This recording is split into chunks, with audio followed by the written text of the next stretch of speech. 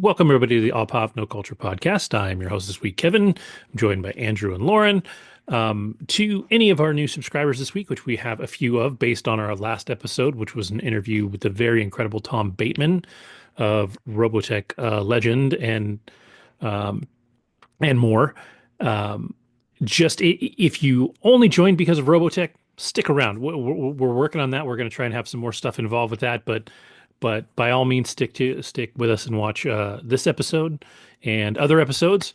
And I promise we're working on getting the other stuff to you, but enjoy what we've got at the same time. And with that, we will kick off just one of our good old fashioned regular episodes. But I want Lauren to start with her Anora story and then the film Anora, because Andrew wasn't here for the story, right? I think Andrew he's has no clue. I don't think okay. he has a clue, All but right, all right. he will be clued in.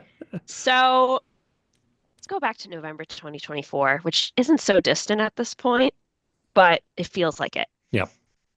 I was super excited. I'm pretty sure I mentioned to you, Kevin, that I was going to be seeing it or Hmm. that I was home for the weekend. It was just myself and my mother. My brother and my dad were in Florida, so I was like, girls' night, let's see a film.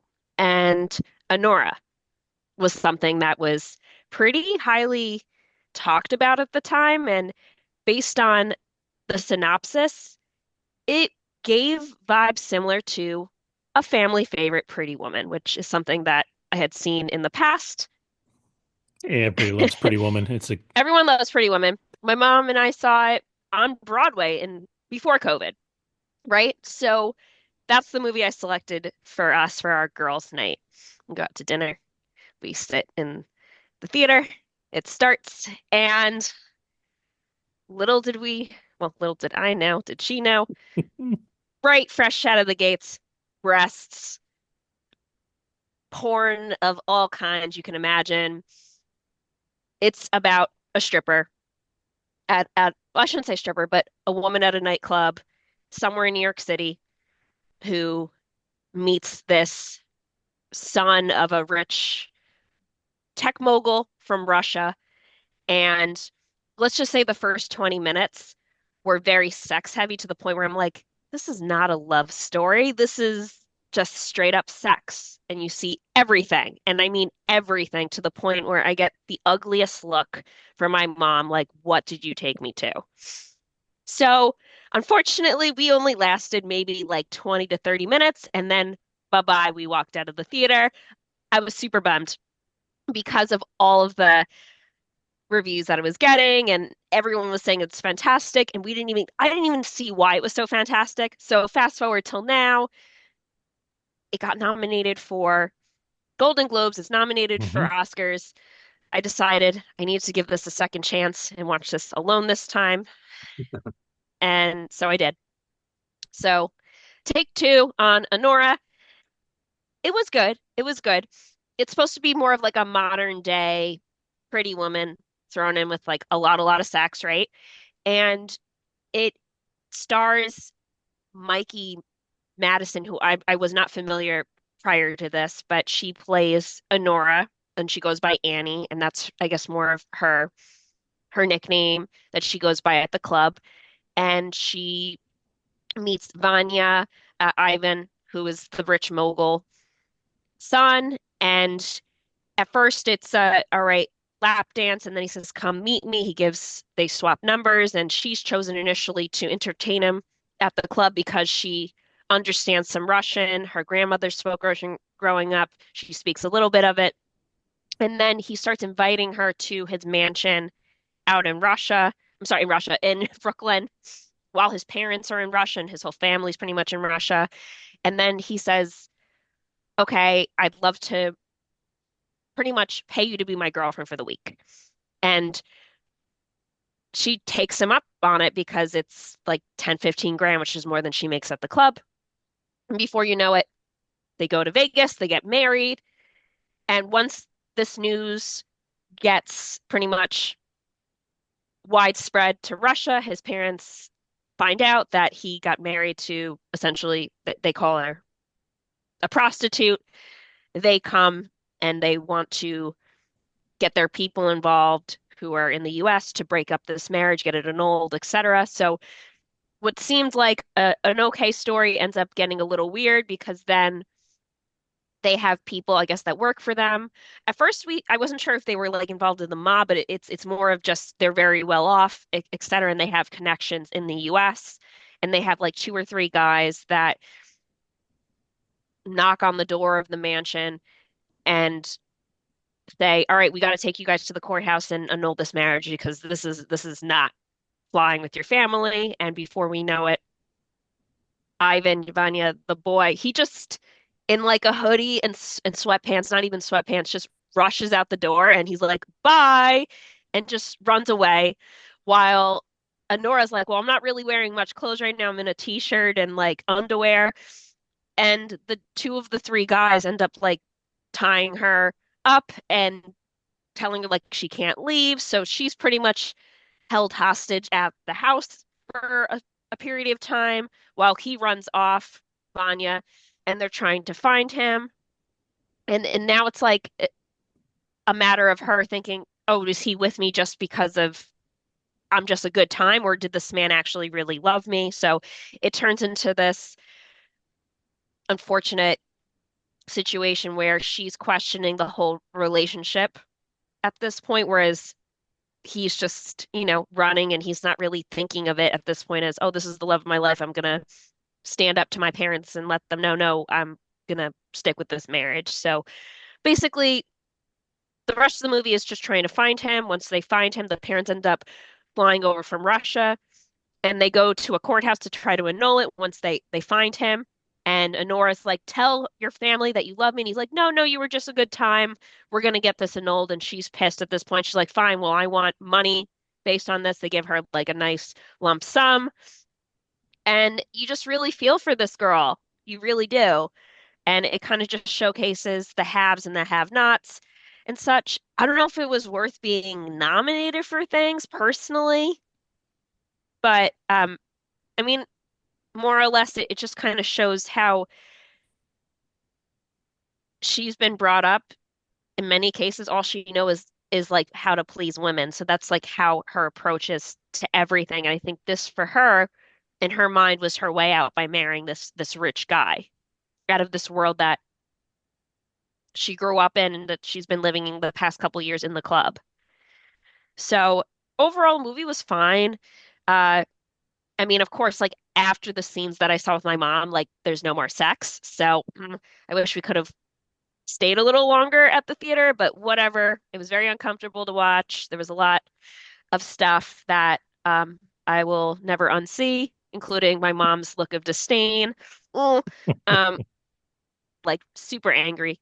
But now it's a joke. Now it's a joke. Like, I can't believe you made me watch porn, Lauren. I'm like, I'm sorry. But nonetheless, yeah, I guess interesting story. I don't know how believable it is, really. I mean, it's not based on like true events, shall I say. I think it's Sean Baker who directed the film, who I'm not familiar with his work, but um, overall, I mean, it was entertaining. It was entertaining. I made it through the rest of the film the second time, right?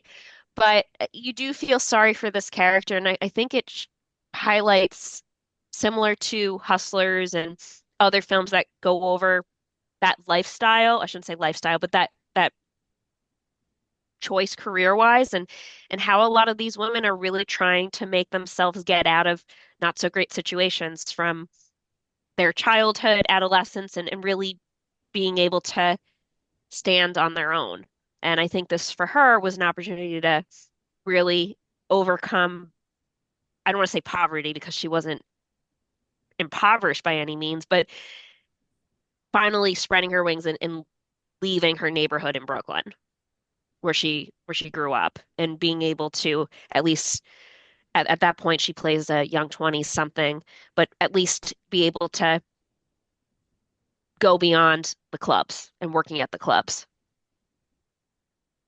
All right. Yeah, I think she's one of those people that is the actress is kind of on the rise right now. I think she's doing more and Definitely. more stuff. The thing that I remember her from was Scream in 2022. I think she Okay. was the crazy. I think she was the one that was actually crazy. It's been a minute since I've seen that one, but Hmm. if she's the one I'm thinking of, she was pretty good in that. She had a part in Once Upon a Time in Hollywood, but I think that was just one of what's his name's girls, one of Charlie Manson's girls.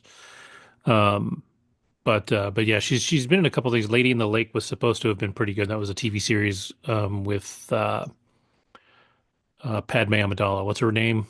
Uh, Oh, yeah, I know what you're talking about. I guess Yeah. Natalie Portman. Yeah. Jesus. Yeah. So I mean, she's working her way up, I think, and she's young. I think she's only like in her 20s. She's in Uh, her 20s. Yeah, she's yeah. very young. So like she got a long road ahead of her. So it'd be interesting to see her work more. But yeah, this film, yeah, it's got the buzz. It to me it doesn't sound kind of like you said, like it probably shouldn't maybe have the buzz. It sounds like it's a solid film, but not amazing. I didn't look it up on Rotten Tomatoes, so I'm not sure where it's at there. But It was IMDb, high. That's why I decided to give it another chance. I mean, it's a 93% okay, on Rotten Tomatoes from at least the point of view of, I believe, the the critics. critics. Yeah, 93 critics, 90% from the audience, which I think is, I mean, that says something. It clearly both sides really liked it. Yeah, and it's a 7.8 on IMDb. Um, Hmm. I feel like a lot of times, especially with the audience, the IMDb ratings are a little more honest. I don't quite Okay, know how they calculate them because I don't think people give it a rating from 1 to 10, whereas IMDb, you're literally saying it's this out of 10, and then they average all those numbers out. Um, sure. so I'm not, like I said, I think I kind of believe those numbers a little more. Um, but yeah, like I said, I know it's. Do you know what all it's up for at the Oscars? So she's nominated. It's nominated for Best Picture. Okay, well, I think everything is these days. There's like Right, 13 because films they've for. added more Yeah, over time the past couple years. So, I mean, I doubt it's going to win, but yeah. And she's nominated for Best Actress. is so was her performance worthy of that? Do you think? I think she did a good job. I mean, she definitely highlights the difficulty of being in that industry, and also you just see how tough she is as a woman, but also how vulnerable she is, especially at the end when she gets that marriage annulled, and uh, how she's just not trusting of anyone, especially when she really believed that this man who originally was a customer truly loved her to the point where he got married to her and wanted to spend more time and paid to spend more time with her. So I think her heart was broken when he easily was like, "Yeah, let's get this annulled." That's right, and didn't even stand up for her against his parents. So that's pretty rough. But yeah, I mean, she's not going to win Best Actress, but I think this is definitely a good start and puts her on the map and will hopefully get her, seen by other companies to get her more serious roles or whatever she wants to develop her career from a roadmap standpoint in the future. All right. Well, yeah, yeah. I'll be excited to see more from her as she grows. So, um, cool. Then we will move on. I will have Andrew go next, and I think I actually want to hear about Spider-Man. Oh, okay. We'll go with Spider-Man first. Yeah. That's totally fine. So, your friendly neighborhood Spider-Man just dropped on Disney Plus, I think a few days ago. And, I figured it was a nice, easy watch to bring to the podcast, have something to talk about. And I was genuinely curious. So I went in. The first episode was like, I think like they're both like about a half hour each. I got through the first episode and a little bit of the second. And I did hear some controversy around the show. I do remember seeing the trailer and noticing definitely some more pigmentation than you typically have seen in the 80s, 90s, and even the zeros. So I was ready to just say, okay, this is interesting, another take. But I think that's all explained away because as soon as the show starts, uh, Parker doesn't have his powers yet, and a portal opens, and then this monster flies through, and then Doctor Strange comes in, and he's like fighting this monster, and he's like, "Oh, we're not supposed to be here." Meanwhile, there's a little spider dangling from the portal the whole time.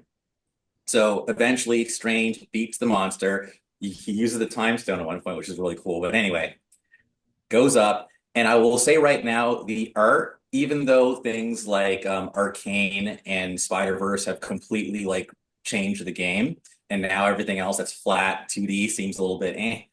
This is cool because they actually treat it like a comic book. So there's certain scenes where Okay. it's like you'll actually see two frames where like something's happening in one frame, and it goes to the other frame, and it'll shift so you can see two frames and go right back to like one block. So that was really cool. Anyhow, yes, he gets bitten by a spider, meets a, and then of course he's Spider-Man. Now, there are some, casting flips, like for example, the Osborns. They are definitely undeniably black. I will say that Harry Osborn, when I saw his like character design, I thought he was female. So, but when he has like a male voice and he's talking, I'm like, okay, that's interesting because his look seems a little androgynous. There's definitely some like LGBT stuff, like Peter has a crush on his old babysitter, which some people thought was weird because he's, I think, 15 and she's 18, and it's like because she was his babysitter, that's an age gap thing, but whatever, he has a crush on her. His friend, like they both are trying to get at her, and it's a female friend, and so she's like, I want to ask her out, I want to ask her out. So I think that already in this kind of polarized society, some people are going to be going agenda, agenda, agenda, leave sexuality alone when it comes to our kids. That's there. But then there's also I think more depth to the show because there is like a jock who's definitely from, the poorer side of town, happens to be black as well. And the girl that he's into, she's mixed with something. Like she's definitely has pigment. And she actually reminds me a bit of Zendaya because she's taller than him, just like, what's his name? Tom Holland's shorter than Zendaya in real Hmm. life. In any event, and you get to this jock, this quarterback, is at this school, science school, and Peter even assumes, oh, I'm gonna have to do all your work because, like, that's I'm the nerd. I'm just gonna be doing. He's like, no, no, no, I got this. Like, he actually answers a question that Peter like felt dumb for assuming. But then you see him going home, and it kind of reminds me a bit of Penguin, where it's the same kind of environment where it's like this is a bad part of town. He's being stared at by the cops as he's walking home, like that kind of thing, and it's like but it didn't feel forced. Like nothing feels forced. It just feels, for me, like a breath of fresh air because this is the kind of stuff that I haven't seen, But as a person of color, I'm used to just knowing that it is a world that is not really meant for me. If you smell what I'm cooking, some people will say, oh, he's playing the victim. I'm just keeping it real. Okay. So when I see a show like this and I actually see representation because it's New York City, probably the most diverse city in America. To me, it's like this isn't fake, this isn't woke, this isn't whatever. This is what New York is like. And if you think this show is forced, then you just are stuck in your own little town and you've never seen a real metropolis like New York City. The voice acting, I think, is phenomenal. I like the voice actor for Peter Parker. I forget his name right now, but I'm going to pull him up because I know he said something that got him in trouble. But his voice is very Tom Holland-ish. I think he's witty. He's like cracking jokes while he's stopping the bad guys. He's very much like if I can stop a bus, I can ask her out. Like he's very relatable, and I think that's what makes Spider-Man work. Even the idea of your friendly neighborhood Spider-Man, that's who we see Tom Holland become at the end of the last movie in the trilogy. Yep. So I feel like it's kind of a carry on from what that was. But to be fair, again, I cannot say this enough. It is a different universe. Coleman Domingo, who is getting a lot of attention, is Yep. the voice of Harry Osborn in this. But Hudson Thames, Of Harry Osborn I'm or sorry, Norman. I'm sorry, okay, Norman. okay, okay. Norman Osborn, which makes sense. Now, Hudson Thames, basically what he said that got him in trouble, but I don't think it was a big deal, was he said, I was worried that this show was going to be too woke, but it wasn't. That's all he said. And basically, because we're so polarized, those on like the left were like, we hate Hudson, blah, blah, blah, and I'm just like, yo, dude, like, But I've just learned, just honestly, sometimes it's just better to keep your mouth shut and just and focus on the art. That's Yeah. it. Well, But yeah. yeah, I was go. gonna say I knew that he said something, and I had read it and I forgot what it was, but like to me, even like in my head, I was like it felt pretty innocuous, but I thought it was even more than what you said. And then when you just said what he said, I'm like that doesn't. I mean, that's really nothing. Like if somebody uses the word woke in a sentence, you shouldn't be getting your But dander that's up, it. right? Like it's But that's Well, he. it. it's also like the perspective of who it's coming from. If it was coming from somebody else, it may not have been scrutinized a certain way. But then again, that word in general, I think Correct. It's become a people charged word, so you can't Hmm. even very say much it anymore. so. So I think he was Yeah. dumb for even saying the word woke, to be Yeah, honest. yeah. Yeah. Like, So it's like, yeah, and he's trying to say that it's not. Like he was trying to say the right thing. correct. And it's wrong. It's kind of like Just should have left it alone. we just saw the same thing Yeah. happen to Anthony Mackie, right? Where he did the thing about Captain Yes. America, and he got ripped for saying, it's more about being a good man than being an American man. Like that's right. And he's basically saying Captain America is the ideals of what America should be, not necessarily what America is. And he got blasted for it. But then it turns out 10 years ago, a little more than 10 years ago, Chris Evans basically said the exact same thing. He's like, he Correct. should be called Captain Good, not Captain America, because, he said like almost the exact same thing. Yep. It didn't get blown up for it. Nope. Um, The Granted, rules I are I different. honestly think there's Yeah, more it's pressure, timing. but I also Timing think for I think there's everything. more pressure on Anthony Mackie than there is Chris Evans. Chris Evans was he had already taken this thing and it was his. Now Anthony Mackie has to take this thing, which is just a name, and make it his own. And he's not the same as Chris Evans. Like Chris Evans historically has had more charisma on screen than Anthony Mackie has, and I've defended him. Like I I think know. he has more than we've seen in the MCU. But when you look at him compared to the way Chris Evans has been, like he's a little drier and a little less fun, and they've got to break him out of that shell a little bit. But personally, I'm excited for him, so I really want to see this. But yeah, it's just this whole idea of I don't know, free thinking in any way is like it's troublesome right now. It's just we are really polarized as a society. Because again, I Hmm. think that, I'll just say it, but like I'll say it gently. Like, on, inauguration day, I think there was a big chunk of America that was incredibly ecstatic, incredibly relieved, and like America is saved. That was one chunk. I'm not even gonna say half, I'll say a chunk. I'll say another chunk that was catatonic, that was terrified, that was depressed, that was literally like, how are we going to make it over the next 4 years? Like that, I know people who were in that camp. We've even called me up and like, hey, are you okay? And I'll say, I'm of the group that is just control the controllables. Like that's all you can do. If you can't control it, you need to just let go of what you can control and focus on what you can. And that's it. Otherwise you'll drive yourself insane.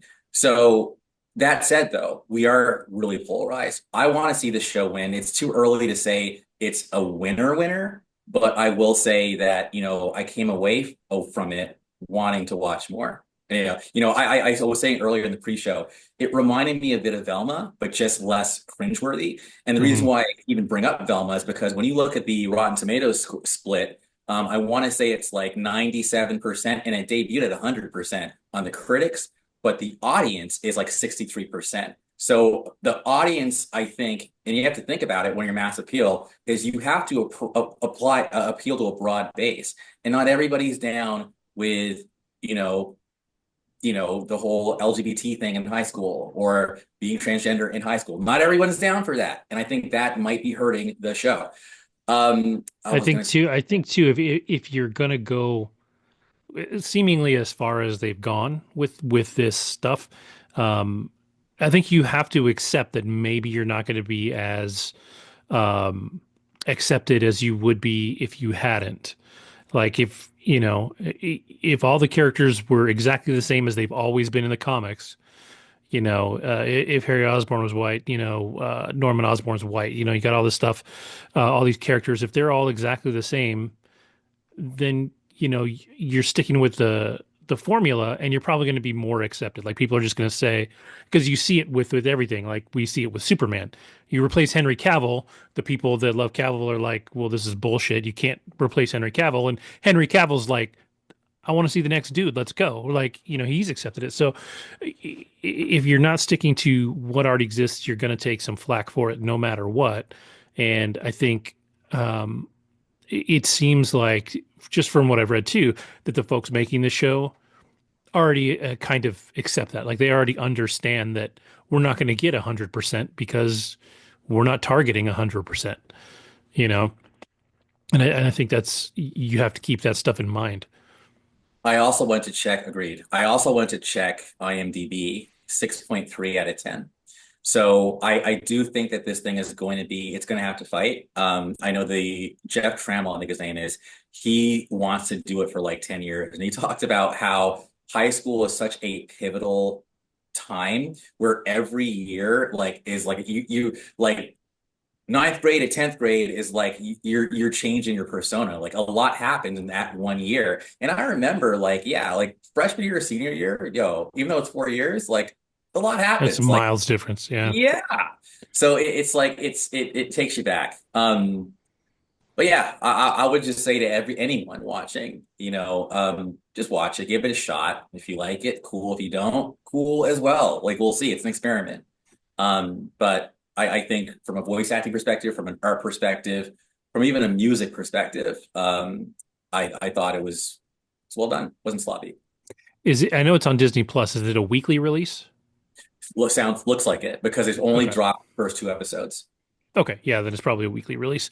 Um, cool. I'm actually okay with that. Like I like seeing, I don't know if we had a discussion on this show, but I kind of like the variety where some things on some networks are everything at once, and you got to blow through that and get through it. And some things are weekly, for me, I prefer the weekly release for shows that are worth talking about. Like I wish when Stranger Things 5 came out that it was weekly. As much as I want to eat the whole friggin' thing up and just, finish it in like a day. I wish that each episode was even a few days apart so that buzz could be out there about it, because that's fun. Like we've talked about how Lost was like that. How you had to do every week. I think Westworld was the last one that I can remember that was weird enough and that was weekly that people were talking about what was going on because there's a How about mystery there. Penguin? Penguin, yes, but it wasn't so much of a mystery. So it was more just people talking about how good it was, but they weren't Sure. necessarily debating what was happening in the show and trying to figure it out and trying to kind of calculate those things. Like even Andrew, when you watched Lost, you kind of watched it a lot at a time, but still, Dude, when that you were was going through it, you're trying to figure out what's happening down the line. You're like trying to Hmm. figure out these answers. Um, You know what? I think Severance might actually be doing that a little bit, I think because so. yeah, I think that's if you're caught up in Severance right now, what is going on? Yeah. Like that, it's a weird show. Yeah. So But super good. Um, So, all right, cool. Yeah, so everybody should at least check out Friendly Neighborhood Spider-Man. I was avoiding it because I thought it looked corny just from the stuff that I'd seen.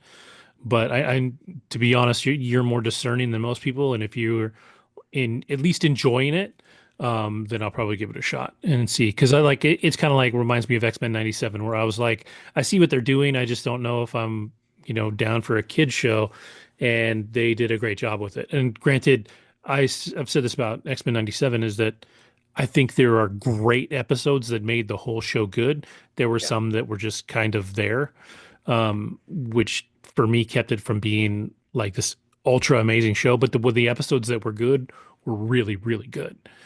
Um, so yeah, I'm curious about this one now. So I'll probably give it a shot. Is it the same makers as Velma or no? Hell I no. don't think so. No, yeah, I was just gonna ask. I wasn't sure. No, like it would be dead in the water if they were yeah, yeah. Because Velma no. was, I know you recommended Velma to me at one point, and I was just almost Did I like, recommend it to you? You No, you that you yeah. had it watched. you liked it at I first. said I liked it, but I I Yeah, don't watched know. 2 episodes, and I was like kind of flabbergasted. I was like, what is this? I'm sorry. Like, I just, it was a it weird was a one for mock sure. it was a mockery of the original, but like in the worst ways. Yeah, you really had to accept the over the topness of it, or you weren't Yeah, gonna. it was over the top and very specific. I Yeah, actually, I think the problem with the show was like, what was her name? I forget her name, but she's from The Office. Oh, Um, Mindy Kaling, who Mindy is yeah, the yeah. voice of, Kaling yeah. and Mindy Kaling and her like, producer guy, whatever, like they think there's more people like them than there actually are. That was the problem. I got Um, their humor, but I feel like that's like a 1 out of 100 like ratio. Yeah. Like okay. the other 99 are going to sit there going, what the hell? But That's what I was one saying. out I of a was just like, 100 this is is like, weird. I get what you're doing, but trust me, there's less people out there than you think. They don't. It, I was more just Yeah. for shock value watching the first two episodes, and I don't know if that's how you felt, Andrew, but I was just more, I can't believe this is actually being made. That I someone was actually more, made this. yeah, I was more like I said, I got it, I did, but it was like, but I think You know what it was too is you're that it's a weird take for Scooby-Doo and any kind of, even well, though Scooby-Doo's not Scooby-Doo's even not in in it. there. Yeah, I understand, but it's like it's those characters and those characters that like we grew up watching them hang out with Don Knotts and the Harlem Globetrotters chasing fake ghosts. Like they were silly and everything, and it's a big leap to go to this. Even like if you take the live action movies, which were a pretty solid leap, anyways, like they were definitely more adult than the cartoon that we grew up watching. But this was a big leap. You know what? I think it was Mindy Kaling saying, "This is a character I identified with, and this is my world, and this is how I view it." Yeah. But unfortunately, no one else does. Not really. Like when I say no one else does, I mean in a mass scale. Because she did have a crush on probably a guy like Fred, but a guy like Fred would never look at like a little, girl like her, especially back in the 80s when it was like, what are you, a terrorist or something? Not to be Yeah. racial, but just saying. Or actually he kept calling her Mexican. Yeah. It's like stuff that most people wouldn't even think about, but that was her world. Yeah. So, Yeah. She's but definitely drawing on some life experiences there. And and if it's a negative life experience, you've got to infuse humor into it Sure. or yes, to make or it or livable. make it dark, right? One of the two. Yeah. Yeah. And so and she definitely she has a specific sense of humor. Like if you ever watch the Mindy Project, I actually really enjoyed that show. I liked a lot of the actors in it and all that. And it's certainly it's a level down in tone from Velma, but she is quirky and weird. Like the opening scene is like she's drunk, steals a bike, drives through somebody's backyard, and ends up crashing in their pool. She's a mess. Like that's the whole Yeah. point of the show is that That's she's a like mess. Mhm. Yeah, a lot like Velma, but just like one notch down and a little more acceptable. And then the characters around her are Right. generally a little more normal. Like that's the other thing about Velma. Everybody's normal. Nobody, yes. Is, Everybody's I yeah. weird. remember that was my one critique about, I can't believe we're talking about Velma. I started it. Well, one Now critique I about remember that. Velma, Yeah. and then even She-Hulk as well, which was I think that there is a strain of creativity or mindsets who are so into the whole like mediocrity is somehow something to celebrate, where it's like everybody sucks. Like everybody sucks. And my whole thing is like if everybody sucks, then what's the point? Because in She-Hulk, like she's dissing Kevin Feige for crying out loud, the guy who put together all of Marvel. F off. Sorry. I'm glad you're gone. I never want to see you again. And with Velma, same thing. It's like no one, if everyone sucks, then what's the point? No, I think you have to look, if something sucks, make it better. Look Yeah. up, not down. And I'm glad in a way that the universe responded to that and said, the universe responds to growth. The universe responds to creativity. Put my woo woo hat on, whatever you want to say. The moment you are destructive, the universe will stop you. But if you're creating something, growing something, and by the way, it's a neutral thing, by the way. If you're growing something, whether we think it's bad or good, if you're growing it, the universe will respond. If you're stopping it, if you're killing something, if you're like it's gonna stop it. And I think that Velma it was a very negative show.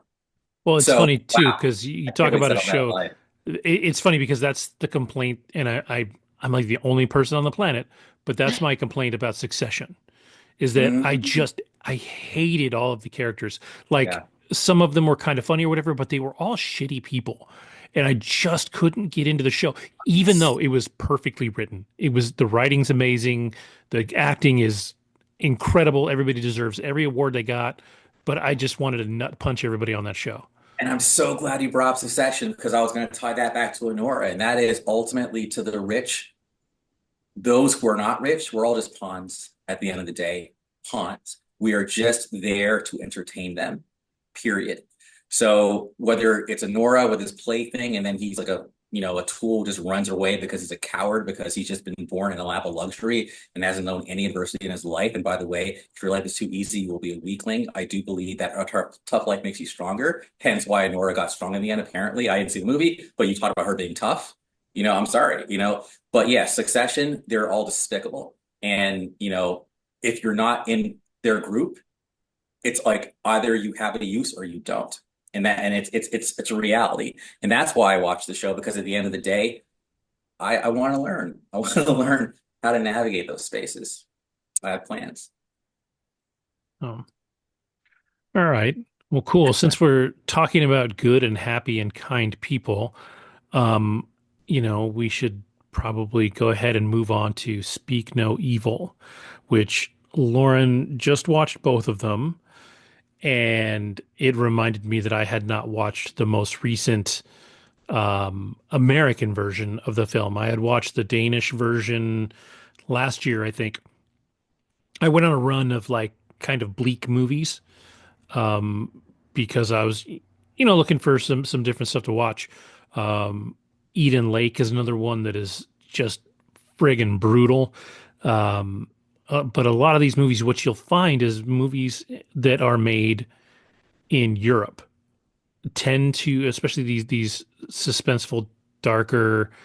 Um, I don't quite call them horror. I mean, they're kind of thriller, maybe horror-ish, but they're grounded in reality. Um, they are definitely um, they're allowed to have a more bleak ending. Like it's accepted that things can get really dark, and that tends to not happen in American horror movie. Like there's always somebody that gets away. There's always somebody that has like a happy ending. Like you watch the one with Sydney Sweeney that just came out where she was the nun, and even though the ending's a little dark, like she still gets away. Like she survives and gets away. Even The Mist, which is one of the darkest, like most depressing endings to a film I've ever seen, and I thought it was brilliant. Dude still lives. Like he doesn't want to live after that, but he's still alive.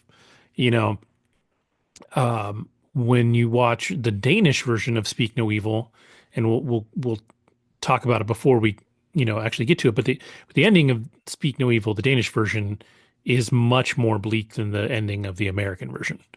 Right. So before we start explaining the endings, because I know also like this isn't necessarily your favorite genre, right, Lauren? Like this isn't like totally your jam, but I like psychological thrillers. This is very much so oh, my it's very jam. psychological for sure. Um, Yeah. Because the one thing I'll say is and it's been a while since I've watched the Danish one. It's been at least probably 6 months. But what you definitely get from at least the beginning of the American one, the first like 60%, I'd say, it is a very uncomfortable movie. Like the longer it goes on, the more uncomfortable you feel Hmm. because the dude is weird, man. The guy is a weird dude.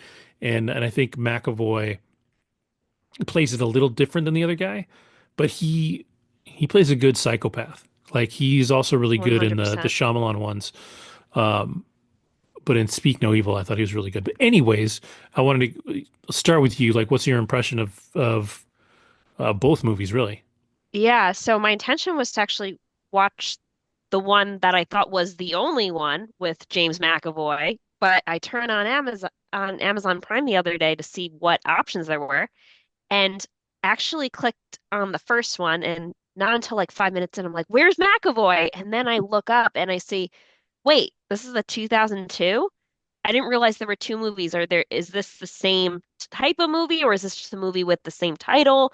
Was super confused. I did my research. I had to pause everything and then I saw, oh, interesting. So they remade this from 2022 in 2024 put someone like James McAvoy in it, and they changed the location from Denmark to England, and made this more of a, I guess, a widespread film in 2024. But like you said before, it's pretty identical in terms of the Hmm. storyline. They use some of the same names. They start off in Italy where they vacation. So I'll just run through the storyline, and then we can kind of pair off in how these two films differ. Yeah, For those of you who haven't seen the films, I would recommend seeing the 2022 one first before seeing the 2024 one. Would you agree, Kevin? 100%. 100%. Yeah. So 2022 and 2024 start off with couple out on holiday in Italy, and they have a daughter who's figured between the ages of like 9 to 12, right? And they're out and figure like somewhere in the south of Italy. It's beautiful outside. There's beaches. There's just a very nice resort that they're at. And then they come and meet this other couple where they're from Denmark in the first film. The main couple with their daughter are from I'm sorry, they're from Denmark. The other one is they're from Holland. So they're Dutch and Danish, right? So the the Danish couple befriend the Dutch couple after the daughter loses her bunny, her toy bunny. And they end up meeting after they you see them both in like the beginning, and the man from, we'll just say, the evil family, right, ends up wanting to take a pool chair which has the bunny on it, which belongs to the daughter, which they could have said, no, our daughter's using it, but because the character who in both films of the good couple is kind of a pushover. He Hmm. just says, "Oh yeah, that's fine. Yeah, take the chair, the pool chair, the lamp pool lounger." So you start picking up on this couple from Denmark slash the couple, the American couple in 2024. They're just more passive and they're more just people pleasing appeasers, whereas the other couple, they're more direct, assertive, Hmm. push the envelope a little bit. So once they meet, they end up figure the last couple of days of this holiday spending time together. They're laughing and they're enjoying each other's company.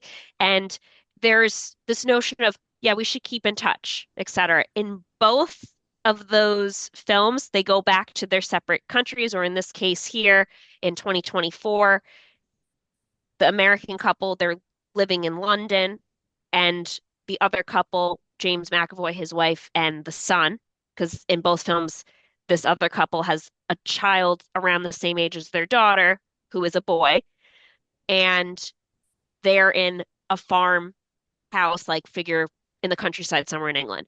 So in the 2022 version and 2024 version, they get postcards sent to them. We miss you. We'd love you to come out for a weekend and spend time in the countryside at our farmhouse.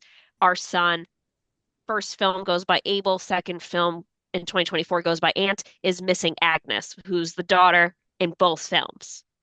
So di for different reasons, they realized both couples say, all right, yeah, we do need a change of scenery. Let's go for the weekend. They're a fun couple. Let's bring some excitement into our lives and just have a change of scenery. So they go and they feel very welcomed.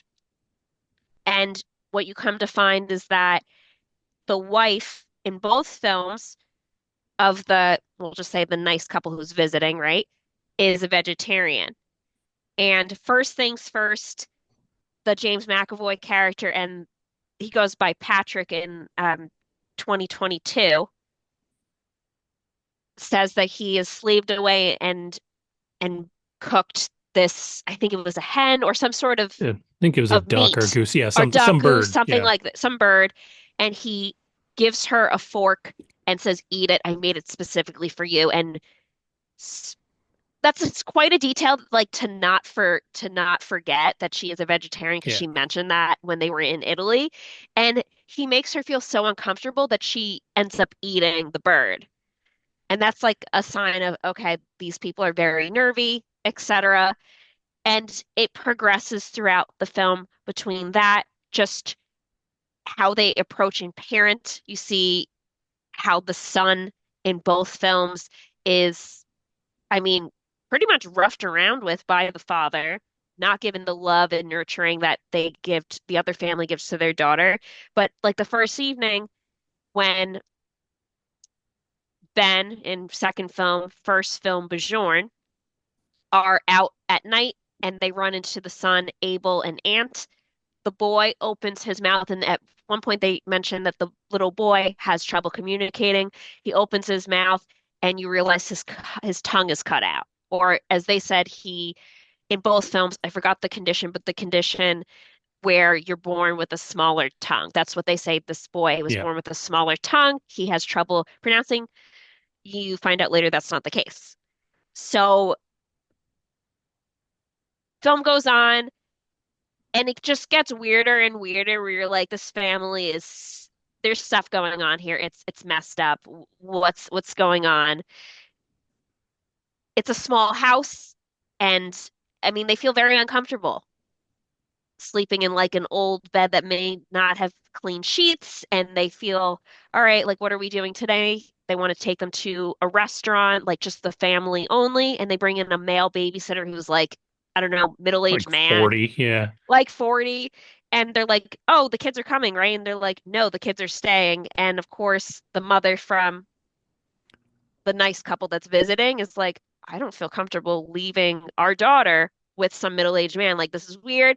But again, they don't want to come off as rude, so they go out and go to dinner. And then the man from the couple that's, let's say, in both films, right, who they're visiting is driving a little recklessly and is drunk and is turning on the music like way too loud, and they're very uncomfortable. And then when they get to dinner at this ranch style like private restaurant, so they say a couple minutes away from the home, the couple that they're visiting gets like beyond sexual with one another in front of this couple that's visiting them to the point where they're questioning their own relationship. Like, are we not normal here? Are people normally acting like this? So it gets like very bizarre and it pushes the envelope. And then even at the end of the dinner in both films, because it's pretty identical, the character of the, we'll just call, of the couple that they're visiting, he gets the check and he looks at him. He's like, "Oh, here's a check. Wow, this is a large bill." And then, of course, the guy, Bjorn in the first film, and then the second film, Ben, look at it and he's like, "Oh, do you want me to, like, almost like say, do you want me to help out?" And he just gives him the check to pay in full Yeah. And then and kind of walks bolts. out, Yeah. bolts. And in both cases, the guys were like, again, not speaking up. They get back that evening. Their children are not touched, thankfully, and they're in their beds. Everything's fine. Okay, babysitter didn't like, murder their kids, whatever. And then in the evening, it's a little different in 2022 versus 2024, but the daughter is feeling uncomfortable and wants to sleep in bed with them. And the mother of the couple that's visiting is trying to find the daughter because they notice she's not in the room with the young boy and she's not in her bed that they made for him. And they find the daughter in the room with the couple that they're visiting, and they're both naked in the same room with the daughter, which is like, this is weird. They pack up and they take the daughter, and the mother comes in and says to the husband, "We need to leave. We need to leave. This is creepy. We need to leave." They, of course, get in the car, and in both scenarios, in both films, they're miles and miles away. And guess what's not in sight and what they think that they left behind? The bunny. And you come to find this girl who is older than she should be for someone that's so attached to a stuffed animal, because she's like 9, 10. She's even older in the second film. Yeah. I think she's 12 in the She's American 12. version. They mentioned she's 12. And she's still like, there's definitely some attachment issues for sure with this kid, and the family itself in the second film is much more dysfunctional. You learn more about the Hmm. relationship itself and why there might be a bit of um a conflict more or less. But of course, the father being who he is, a pushover, I guess we'll go back and turns the car around because I'm a pushover and anything my daughter, she starts crying, I have to. No is not in my vocabulary, so I am going back to the house with the creepers to get this bunny. And of course, what happens? They go into the house. He is confronted by the couple. Why did you leave? How rude. And of course, the bunny was in the freaking car. Well, in the first film, not in the second film, but Mhm. yeah, in the first place, the bunny was in the car, of course. All right. Well, I guess we're stuck here for another day or so left. Yeah, because they And kind of get guilted into staying, right? Like, beyond guilted into yeah. staying, oh, I'm sorry that the house is not clean for you. We don't have as much money, trying to play like the victim card. Hmm. And then, oh, well, your daughter was crying and that she wanted your mommy, but you guys didn't come. So, of course, we had her sleep in our room, just making, you know, excuses for their behavior. Yeah. But yeah, and that's when it takes kind of Yeah, this a one bit kind of of a, diverges. Yeah. that's when it diverges. So Kevin, I'll let you, I guess, take the reins here and go from there. Yeah. So in the Danish version, things start to go dark. And to be fair, this is the one I haven't seen recently, so you might actually have to correct me in a few places. But Sure. what we really start to find out, actually, in both versions, is that this family has a scrapbook, and as you flip through the scrapbook, you can see that um, you look on one of the most recent pages, and it's the Danish couple with a kid, a different kid, and then another couple with the kid that they have now. And you start to flip through it, and you can see these children with different couples and changing through, right? And so um, you start to piece together that they are kidnapping kids and keeping them for themselves. For whatever reason, they're not keeping the kids. Like they keep the kid for a while and it doesn't work out because the kid doesn't fit. Because um, what what really doesn't get explained in the newer one, but is explained very well, too well in the Danish one, and I'll get to that in a minute, is that you're they're taking these kids and they're trying to keep them for themselves because the wife wants a kid and can't have one. But to keep the kids from, ratting them out, they literally cut the kid's tongue Cut off, their tongues. which they do in the Danish one. You see them because what happens, the Danish one goes Spoilers. dark. Yeah, yeah. Spoilers here, big time. Um, in the Danish one, they trap the couple. They take the kid. They literally like they have them at gunpoint in the car, I think. They make the parents watch them cut the little girl's And tongue out. and literally don't do anything, Andrew. Like this father is such a, I'll say it, pussy. And he could, yeah, sorry, literally had multiple opportunities to stop this. I don't know, punch Yeah, the other fight guy back in in the some face. way. Or how about the keys in the car when he's taking a leak? He Yeah, could have driven away. Ridiculous. Anyway, like this yeah, part's a little unbelievable, Kevin, to the point where like you're not that much of a pushover. Your daughter's tongue is yeah. about to get cut out, and you're just like, "Oh, okay." Like, no. Yeah, I think because he's so weak, like you just can't believe these things are happening, right? Like these things, Right. like he's waiting for it to be maybe not a joke, but just for somebody else to fold, and they don't. And so they literally cut the daughter's tongue out and cauterize it right in front of him. And then the end of the movie, they take the couple out to this rock quarry, shove them down a hill, and then they make them take off their clothes, shove them down a hill into a rock quarry, and then stone them to death. So you just throw rocks at them until they die. And then they leave with the kid. And that's the end of the movie. Sorry.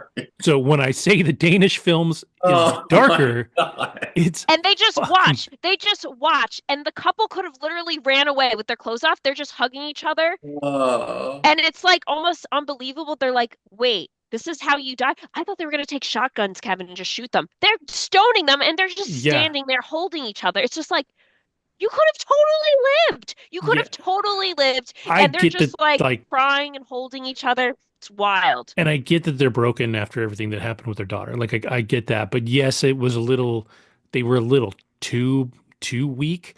but they literally, I mean, they get stoned to death. You watch them get stoned to death. And then, like I said, then the credits roll. So this is the gist of this Well, story in no, the Danish can I version. correct you? Can I correct Yeah, you? yeah, Sorry. for sure. So this, okay, you see them get stoned, and then like it shows you at the end of the film that daughter holding her bunny in the car as they're going to their next destination for the holiday, Oh, that's for the right. That's next right. holiday to Yeah. meet the next family. Yeah. So the implication is this is just going to happen again.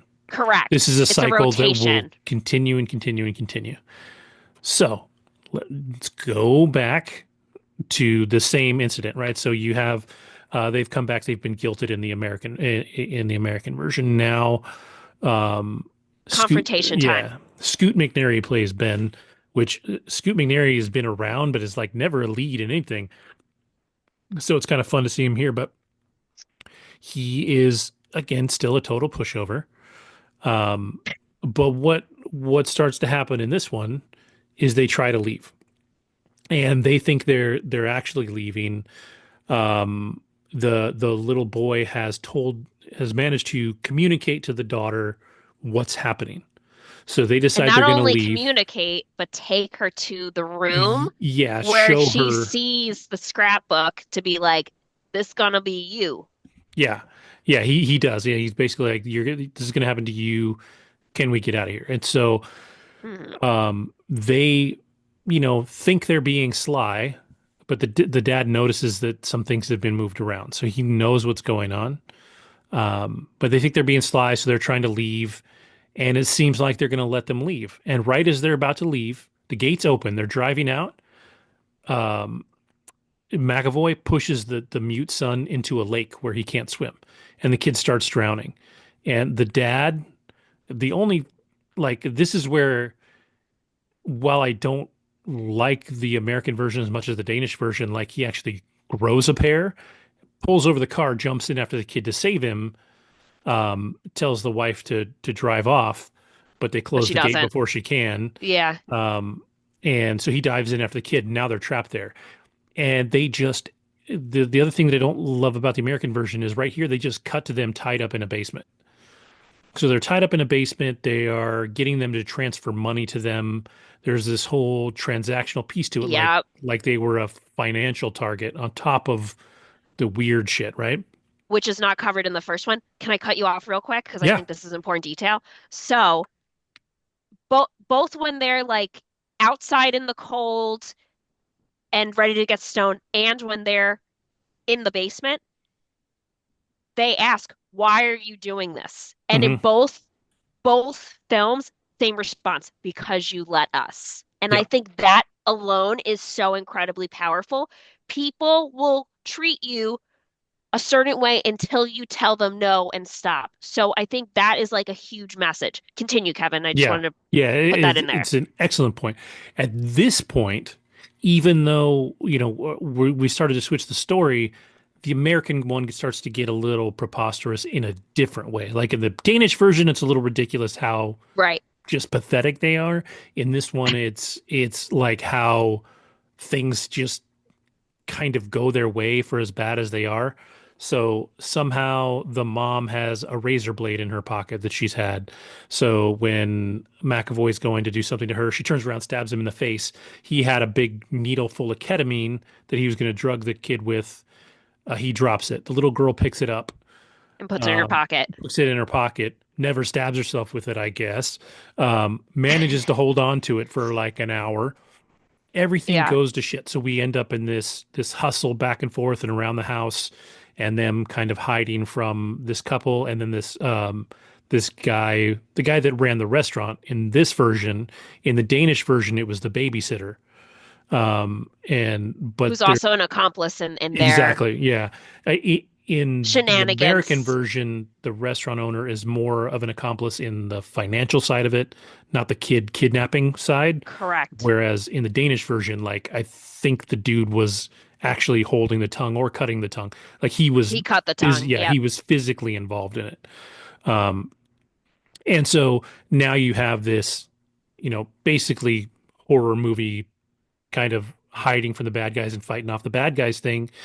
Which I And love, by the way, Kevin. I'm shocked you didn't. I liked it. I was like, yeah, vengeance. I'm down for the vengeance. It was just also convenient, like Okay. they tried to throw like they're out in the middle of nowhere, and the dude's plan is to throw a Molotov cocktail on top of their barn because it has a thatched roof, and they're like, if it catches fire, someone will see it. I'm like, no one's gonna see shit.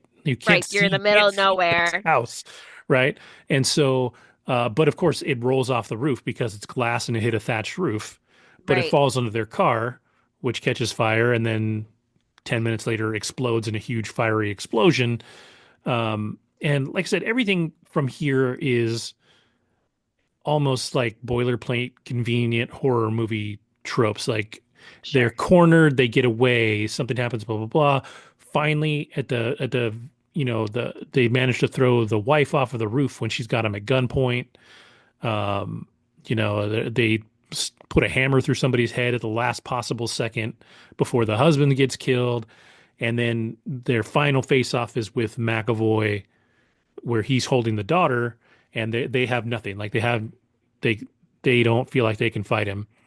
And of course, the little girl magically has this giant thing of ketamine and stabs him. He passes out. Now, where it takes a turn back to a little bit of darkness and at least makes you wonder what's going to happen next. The little boy who has been The best tortured by part. these This is people, this is the best part. Continue. they're about to walk away. They're like, let's just go. He's out cold. There's two dead people. Let's just get the fuck out of here. The little boy jumps on him, grabs a brick, and beats his face in, like beats McAvoy to death with a brick, screaming the whole time. Which I Uh, think pays homage to the original, right? yeah, exactly. Like it's sort of like stoning.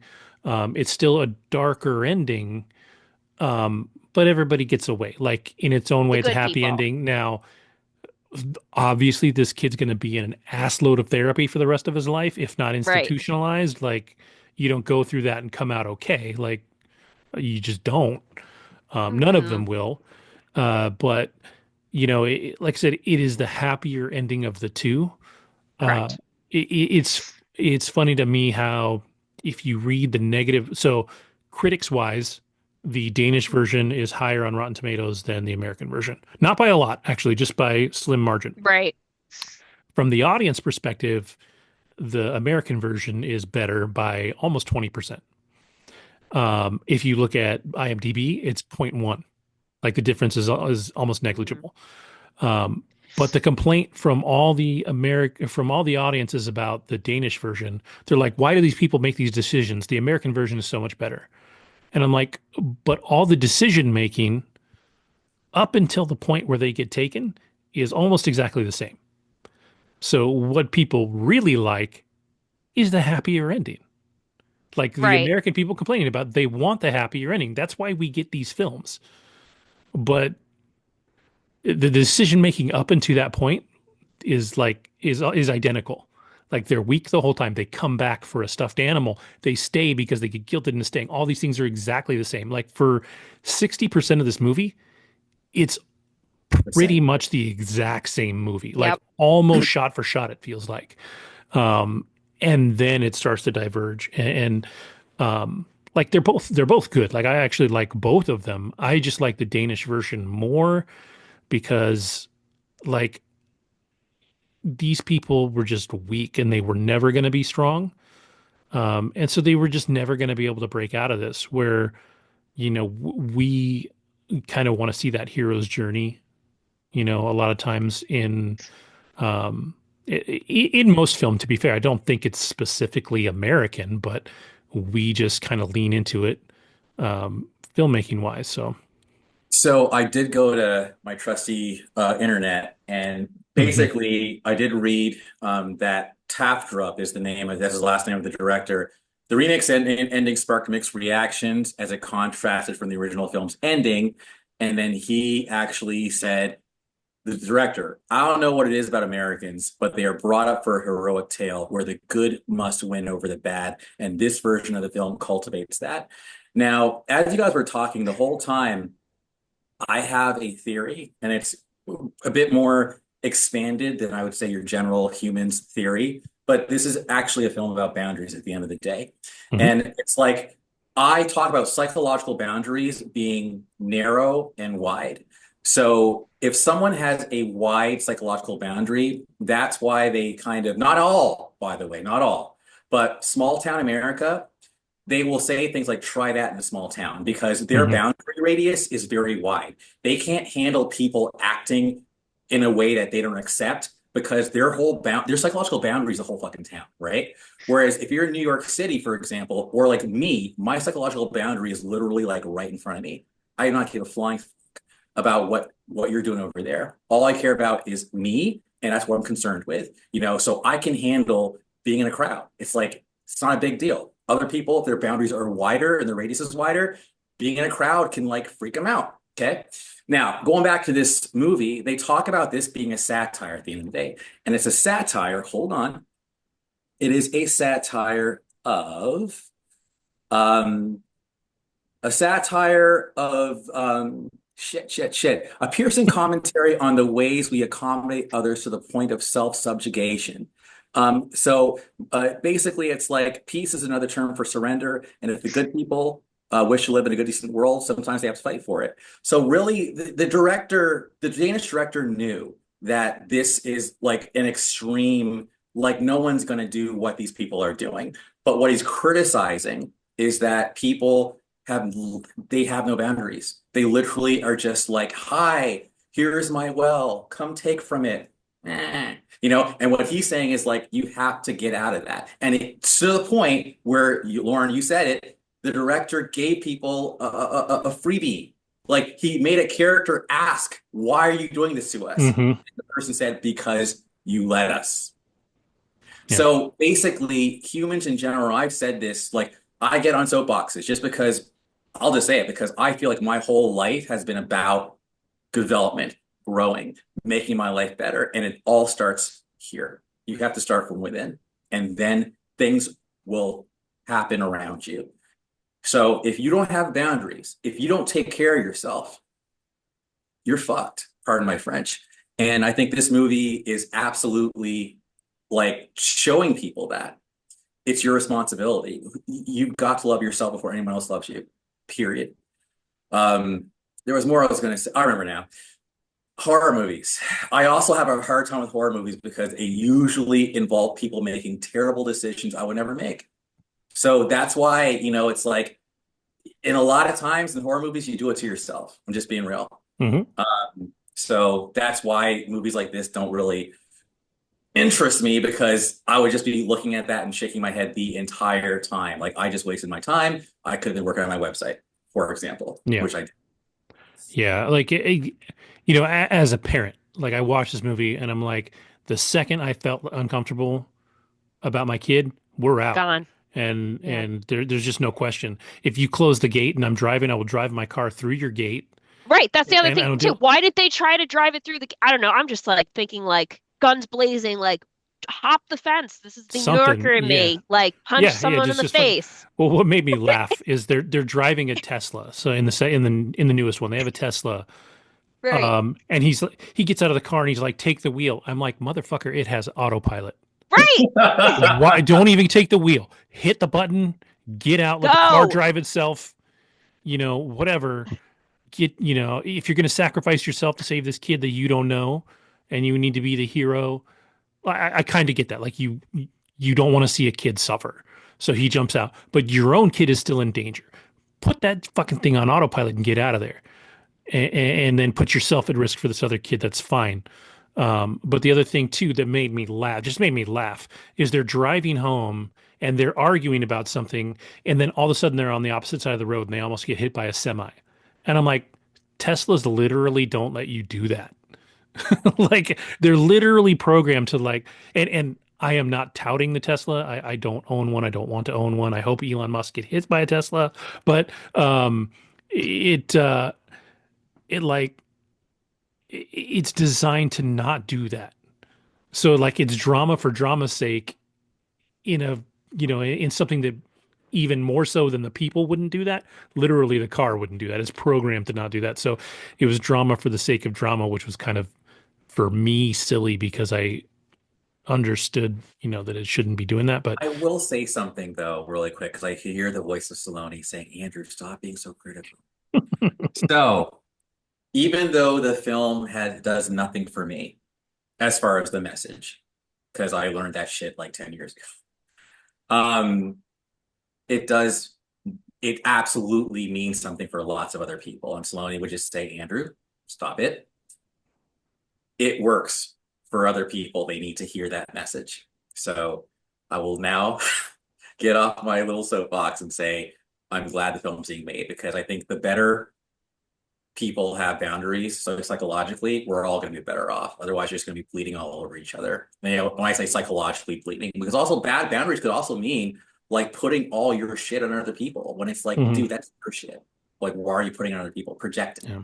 That's a boundary issue. So Yeah. thank you, Saloni, for helping me have more compassion.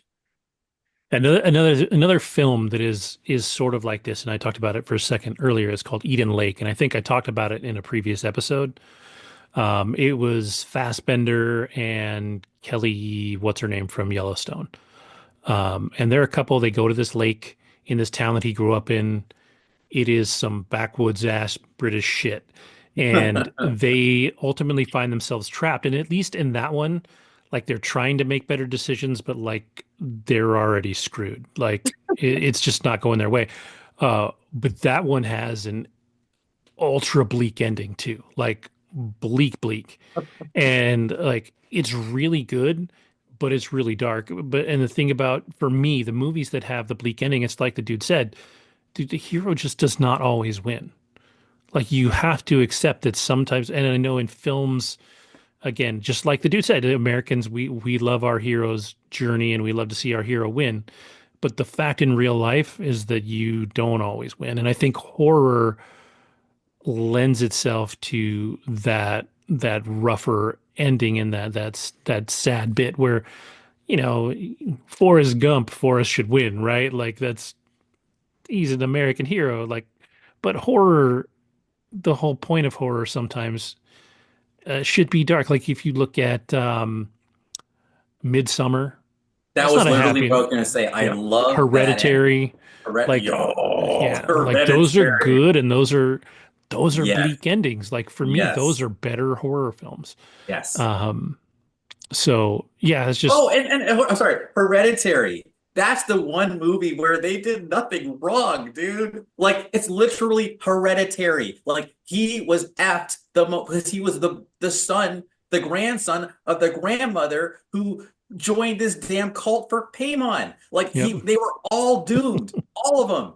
That's why it's called Hereditary. It's like there's nothing you can do. And I yep, actually realized it could have been a really fantastical allegory for an inherited disease. Now that sure, I think about it, yeah, you can do is Hereditary. yep, Oh, so that's the one horror movie I actually love because it's again like the only bad decisions I saw was the mom insisting he take the daughter, like his sister, to the party. That was when I was like, okay, you messed up there. You're terrible mom, you know, because she didn't want to go. You made her go, and then she ends up getting decapitated. Like, have you seen Hereditary, Lauren? No. Yo, all right, yo, you got to see that Is movie. it, it like actually scary though? That's Yes, it. yeah. yes. I don't know. Okay, got it. Then don't say it. Is Yeah, but Toni Collette's in it, and I do like Toni She's Collette. Tony, amazing. she killed it. She's the mom. She killed that movie. I actually think that's why people know who she is. I think that was a stand-up I've performance. known her for years. Yeah, I she's been know, around for a but long time. still. Now, Okay, the one fine. thing I would say, if you watch Hereditary, make it through the whole thing and then go look up the Easter eggs that are in that movie, like all the things that you missed, because there are things that are literally designed for you to miss. But when you go read about them, they will point out that there was so much more in that movie Is it that based on a was true story? no, not at all. Not at all. Um, Is it like Midsummer scary or more?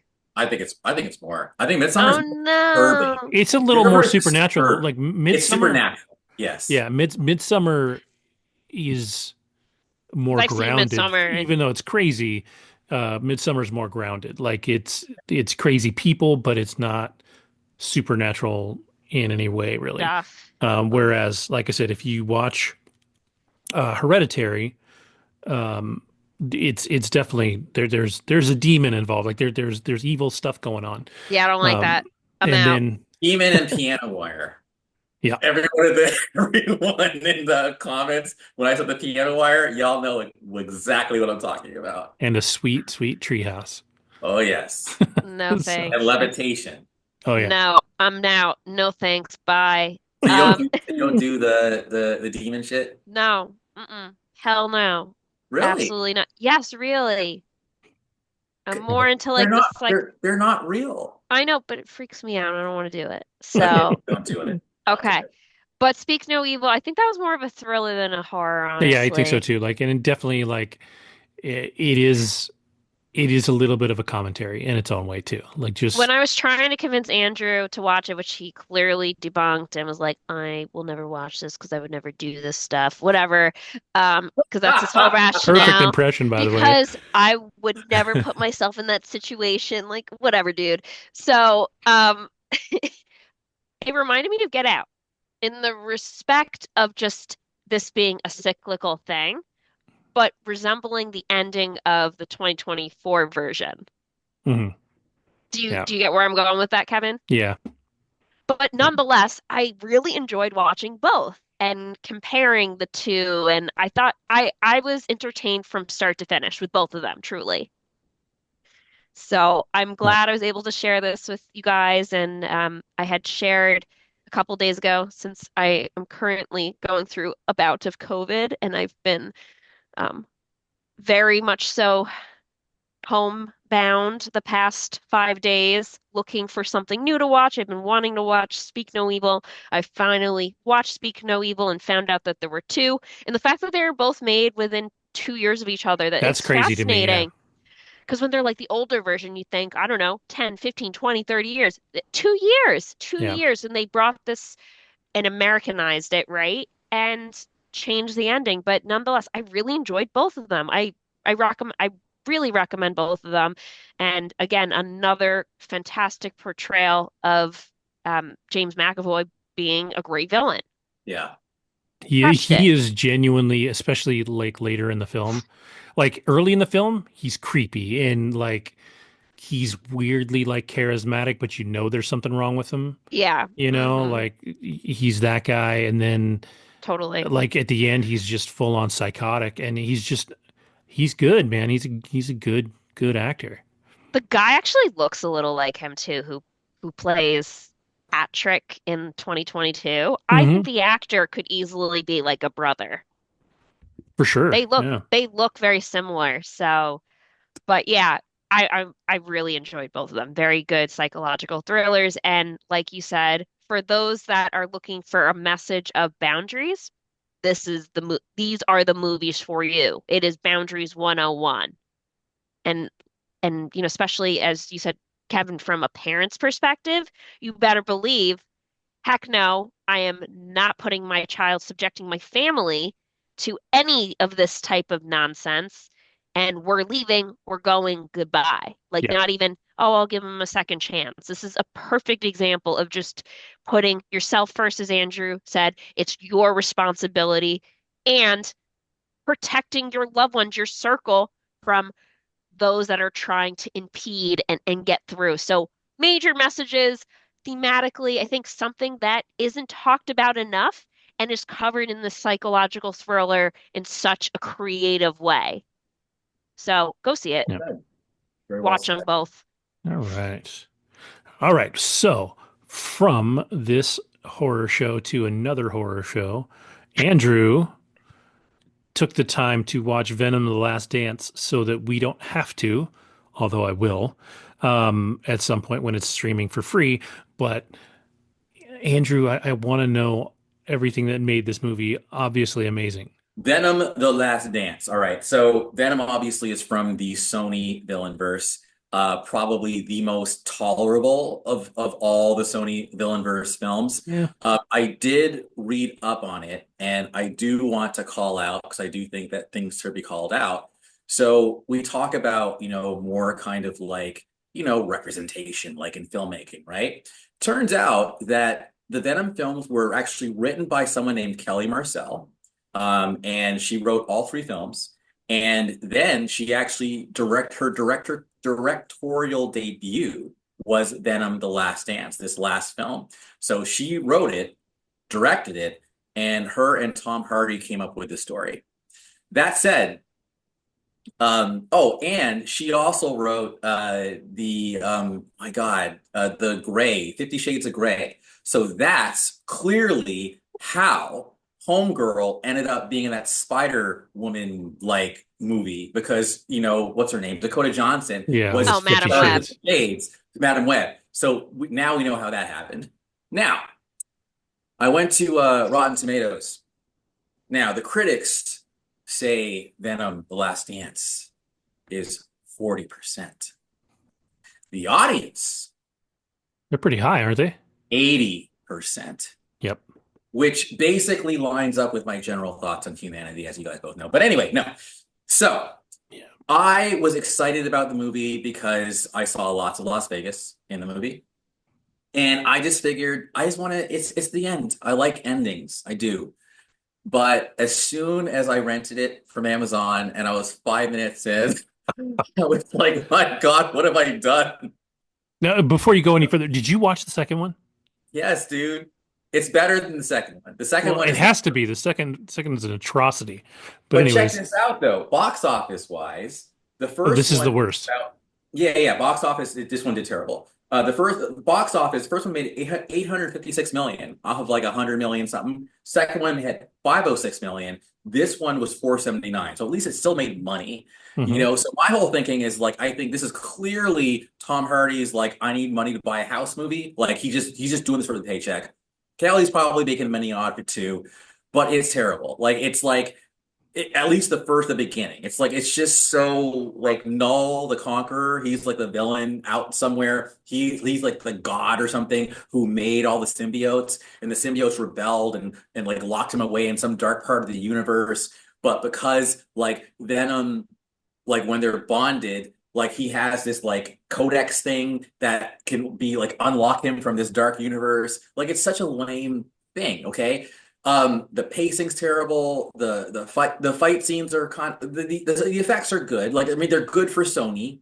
Um, really, there's not much I have to say about this movie. What I will say is, if you had any kind of affection or empathy or like for the goofy like Venom character, like this film is kind of a celebration of their bond. Like, by the end of the movie, you are a little sad. Like, no, I did not even remotely shed a tear, but I was like, it was cute. Like Eddie and Venom there was like a buddy cop, like a buddy, like a road movie where it's like they're just like you actually flash back to like when Venom has like the glow sticks and like they flash back to all the different scenes of the movie and all the goofy stuff. But it's silly, man. Like it's just a big, dumb, silly movie that was made for Big dumb just silly people. big, dumb, silly people who are like, unfortunately, the majority. And it's like, so it's gonna win. Sorry. Like it's for the masses. And if you like I don't know, Mountain Dew and popcorn and fucking like car, sorry. But like, like it's just for like a very boorish audience. And that's why it's 80%. It did its job. Is it high art? Hell no. Is it even Marvel's MCU? Hell no. By the way, Russo brothers coming back, dude, it's on, okay? It's on. Those guys know how to they can make a movie. But do I regret watching this? And by the way, it starts rough, the middle is actually pretty good, and the end's good. I think actually the worst part of the movie is the beginning. It's just lame. Oh, and I should say that the end of the second movie, Let There Be Carnage, he ends up in 616 in like the Marvel, like in the Hmm. MC Yep. universe. They quickly, I don't think it's a spoiler, they quickly flip right back to like the Stonyverse, and then the shenanigans go.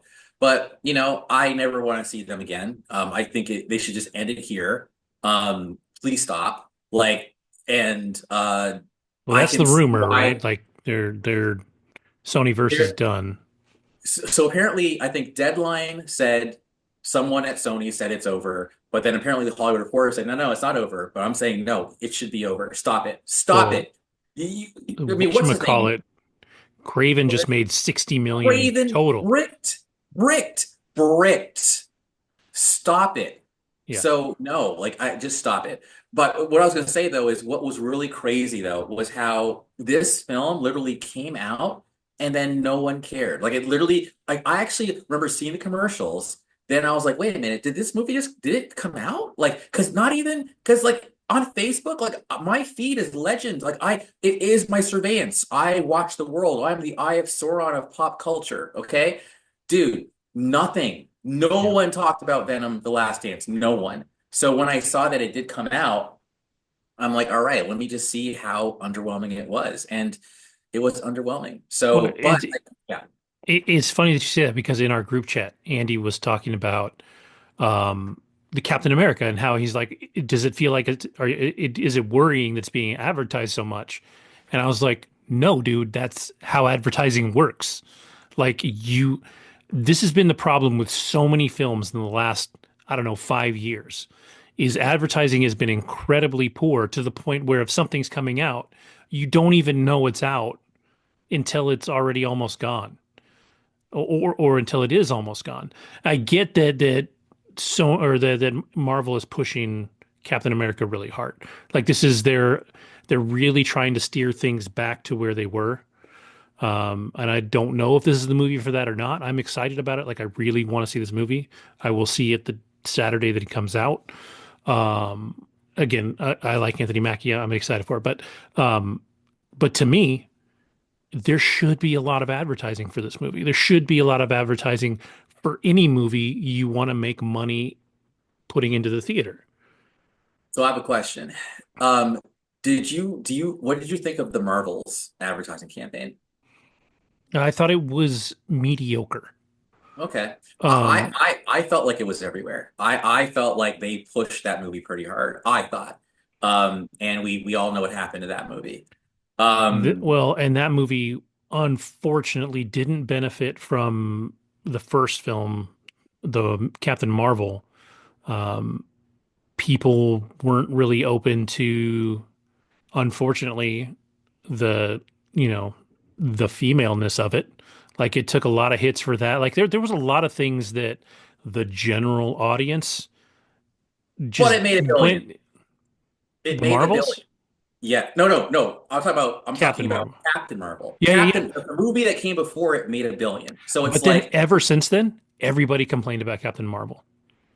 Like she's like after that movie, like I don't know what it was. Like I don't understand when the shift happened, but everybody complained about Captain Marvel after. Now, granted, I yeah, thought she I'll was say too this. dry. I thought she was too high. But check this Yeah. out. It made a billion because it had the benefit of coming between like basically Infinity War and Endgame. Like Hmm. that's why it made all that Yeah. money, Yeah. being real. But the Marvels, I think, like I think advertise. You're right. I agree with you. I think advertising is absolutely important. But at the end of the day, the audience is still going to make its decision. At the end of the day, and I do think that for better or for worse, I think that Captain America, I almost called it Rogue Nation, but you know what I'm talking about. This movie coming out, I think, is the biggest dice roll since probably Black Panther. Yeah. And I do so, think this one's lucky in that I think people are gonna, if it doesn't do well, people are gonna kind of forget that it didn't do well correct. because Two the other next executive the next editors. two coming out are very Correct. highly anticipated. Now we'll find out on apparently Tuesday just how highly anticipated Trailers. Fantastic Four is because the trailer for Yes. Fantastic Four is coming. The Thunderbolts trailer, from everything I have seen, it was widely Yeah. accepted and loved. So um, we'll see what happens with Captain America. Like I'm excited for that one. But the thing about going back to Venom really quick is that for me, I always thought Tom Hardy was Yeah. actually the perfect casting for Eddie Brock. I think they never wrote the character right. Everything about what they did with Eddie Brock and Venom after like the very beginning of the first film was just wrong. Like he's supposed to be a good journalist. He's supposed to be a questionable guy though. Like he's not supposed to be a good guy. And at least not initially. Like he's literally supposed to be an anti-hero. One of the reasons that the symbiote did well with Eddie Brock in the comics is he's a bad dude. That's why he didn't work with Peter Parker. Peter Parker was too good. Eddie Brock was not good. He was borderline criminal, and like he's generally been a gray area guy. And in the movie, he's like trying to, you know, he's trying to prove that this company is doing bad things. They're killing people, whatever. Like he's kind of like this really much more heroic character, and definitely much sillier than those movies ever should have been. And I'll say honestly, I Venom is hilarious. I'm sorry. Like he's funny. And I know he's not supposed to be, I guess. It's He's like, oh not supposed to be. yeah, he is hilarious. Like he actually and I will say as far as Tom Hardy or Eddie Brock being like a gray guy, I will say there's a moment I think in this film where they actually I think pay a little they go there. But overall, he's just this goofy guy, as in Venom, who wants to see the Statue of Liberty, before he dies, and he wants to like he loves Dancing Queen, and he totally like he when he goes to the slot machine and like loses his fucking mind, like he is in heaven. He's like, oh my God, like he's just like loving the adrenaline rush of like gambling. Like he's such an oh my God. Anyway, so. It's not terrible. Okay, it's not a good movie, okay? But it was like I didn't hate it.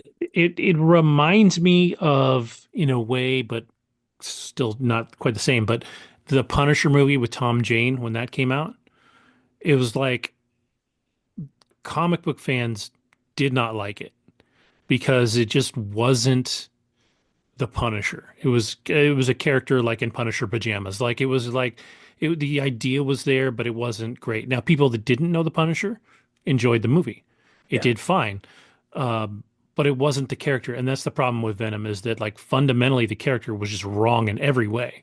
yeah, And so like as a fan, as somebody who remembers the first appearance of Venom, who has seen, a bunch of Venom comics. I was a Spider-Man fan. I have the first run of Todd McFarlane's Spider-Man where Venom shows up. Like I've got all kinds of stuff, and I've seen the character a lot in my life, and I think too it helps that I think Venom is a character that was created in our lifetime, not previous to us. Like most, honestly, most superheroes or supervillains, and it wasn't done right. Like it really should have been borderline horror film. It should have been, he should have been a Spider-Man villain. Spider-Man should have been there and fighting him. It's, when you don't, it's the same thing with Black Adam and Shazam. If you don't put yeah. the right nemesis with the right character, you're taking away a fundamental part of that character, and then you have to fill that void with something that doesn't actually exist, and that's really hard to do. So, yeah, Quick question, Venom. guys, as a non-comic person, why is it that Sony has taken the responsibility or taken the initiative in producing I'll just say it these really quickly. films? I have to jump in Money. because Marvel Entertainment, run by a guy Okay. named Ike Perlmutter, basically is greedy and lazy and didn't know how to make good things. So they tried to sell the They tried to sell licensing everything. to everyone. And basically, this goes back to a boss that we both had. He'd always say it's the people, not the project. Okay. So basically, they licensed everything to Universal got the Hulk, Sony got the Spider-Verse, and 20th Century Fox got the X-Men. That's right. But no one wanted Cap, no one wanted Thor, No and one no one wanted the wanted Iron Avengers. Man. Yeah. Okay. Now, these three, Cap, Thor, and Iron Man, were relatively nobodies in the 2000s. So what happens? Kevin Feige, who I talk about, who's a talented mother effer, says, okay, we're going to make a star out of Tony Stark. Let's get this guy who everyone knows is a heroin addict or a recovering addict, who no one in Hollywood had given up on this guy. Yeah. Get him, get Jon Favreau, and make a kick-ass movie called Iron Man in 2008. Then let's go ahead and get this guy with wings, and let's get an unknown, okay? Pay him $100,000 called Chris Hemsworth and make a Yep. Who no star one had out heard of of. Yep. Thor. And then finally, let's go ahead and convince the former Human Torch, who turned down the role twice, and then Robert Downey Jr. calls up Chris Evans and says, do it.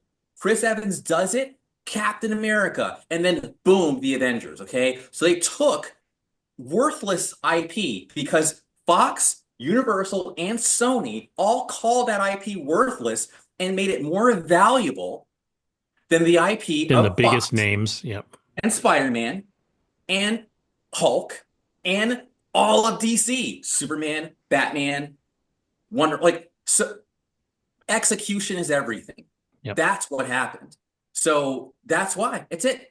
And Yep. and the first two Spider-Man movies, Sony got 95% of the profits and MCU only got 5. But the MCU said, hey, The Tom Holland ones. yeah, Tom Sure. Holland, hey, let us make your movies, okay? Like, because I'm not saying it, but your movies suck. So let us make your movies.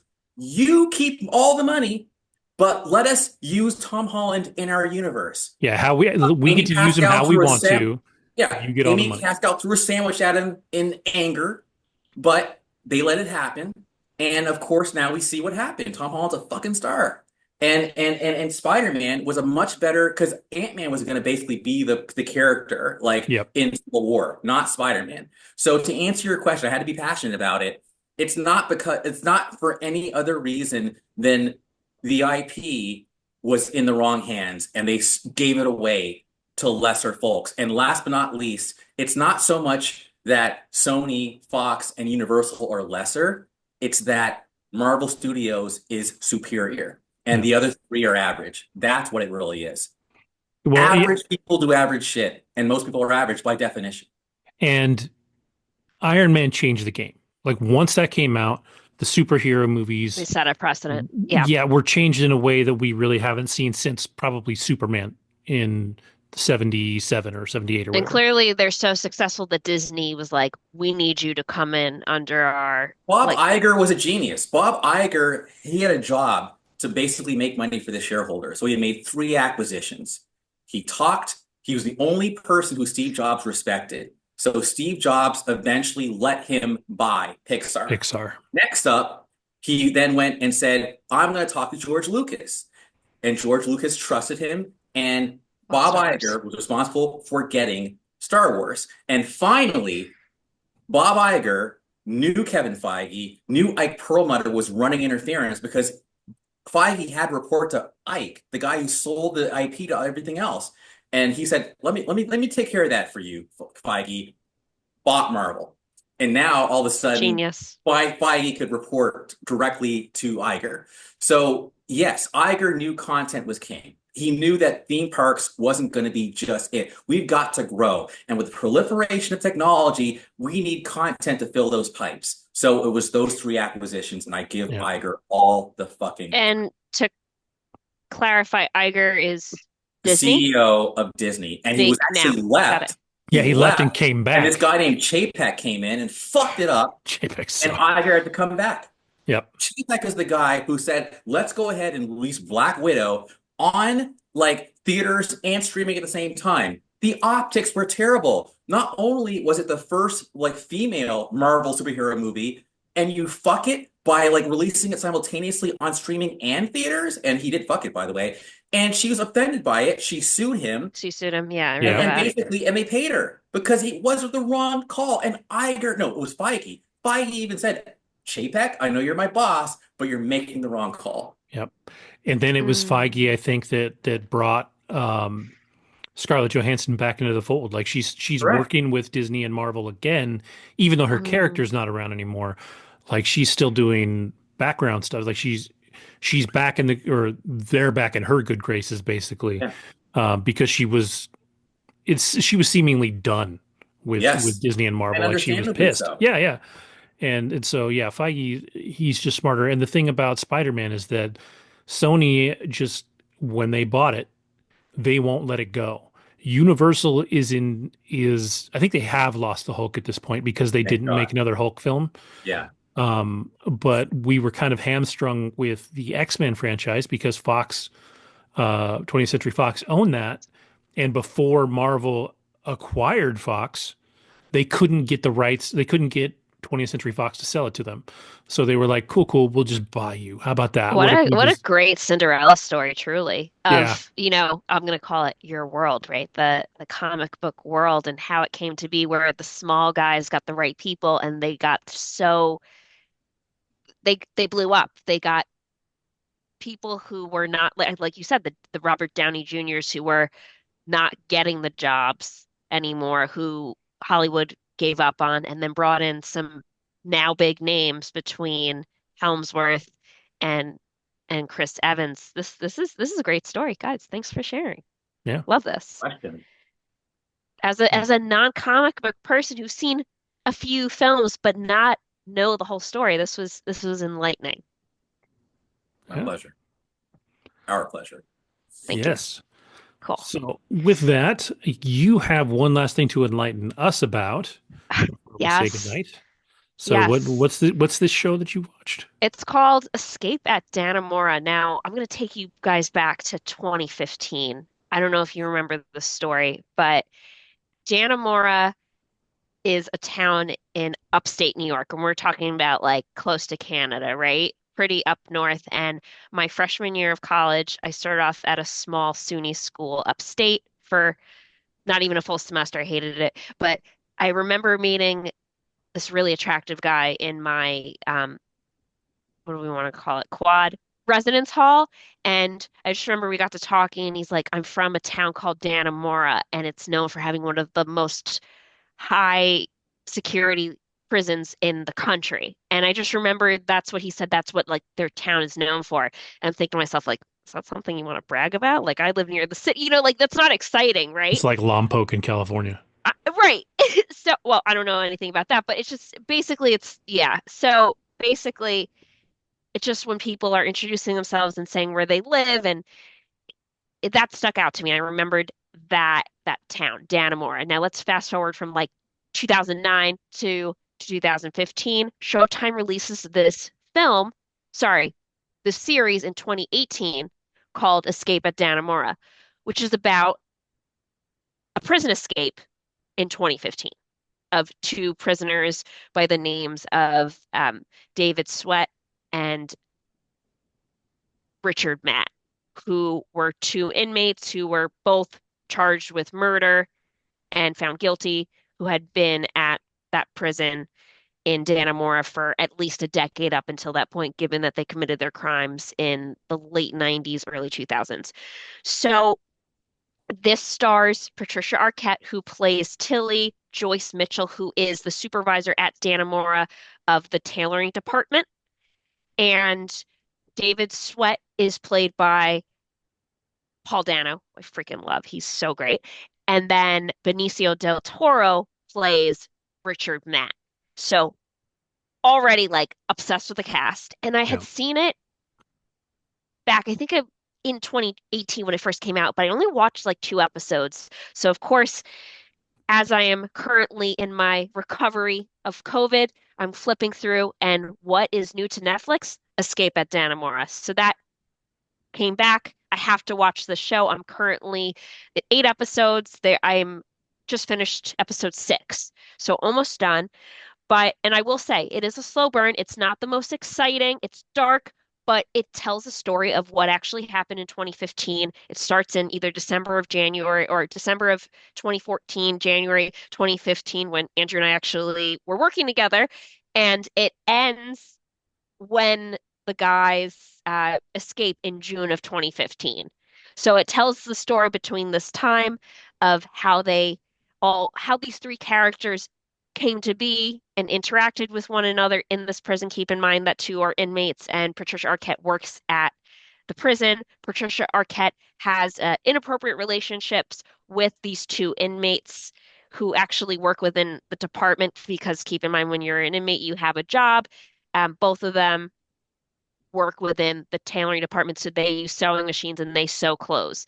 Now, at the beginning of episode 1, which I had remembered from when I had seen it in 2018 when this series first came out, you have Paul Dano, who's like a younger, first of all, like very good looking version of Paul Dano, who's like a little bit quirky and like, I don't know, not traditionally like the hot guy, right?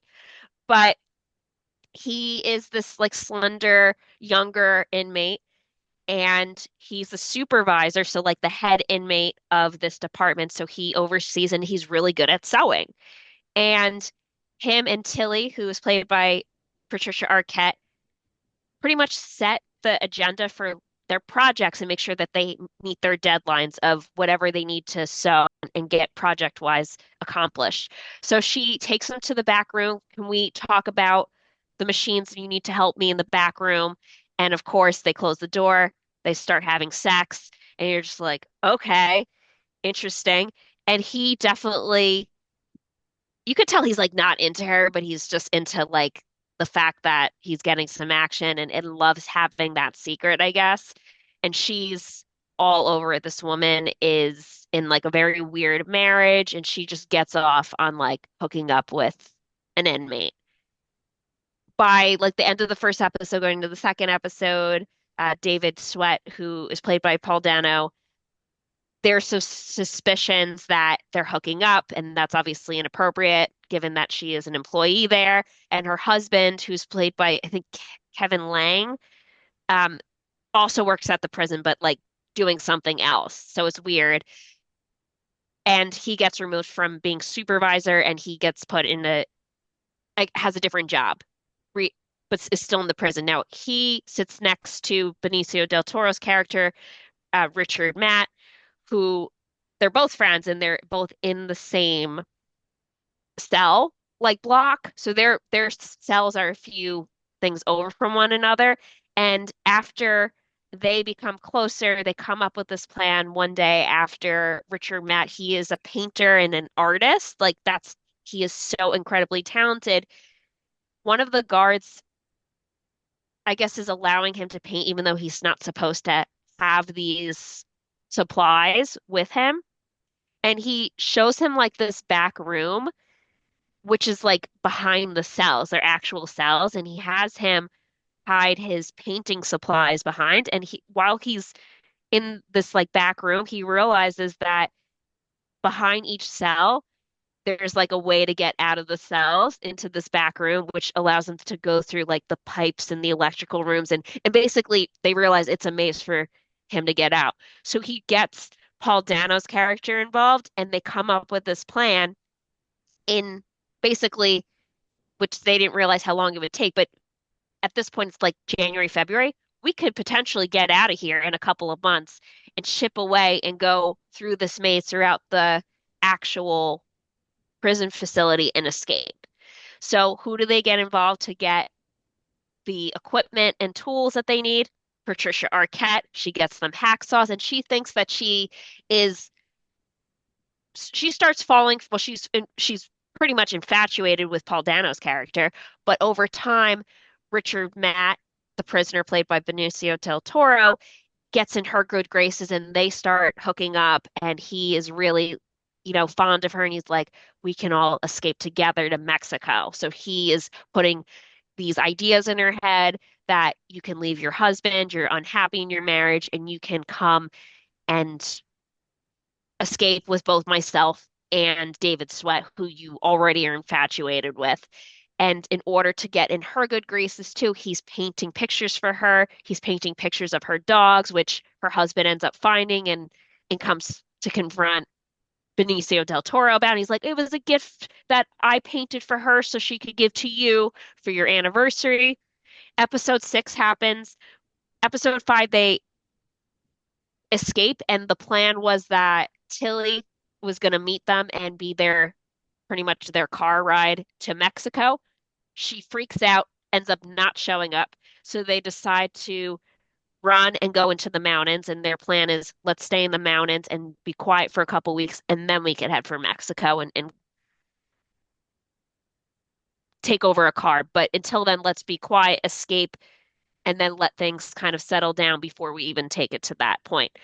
Episode 6 is a flashback, which I actually appreciated. You get to see all three of them pre Dannemora, and you get to see why the two of them how they got to prison. Paul Dano's character, David Sweat, shoots a cop. He's already been arrested a couple times, but he kills the cop. That's how he gets to be where he's at.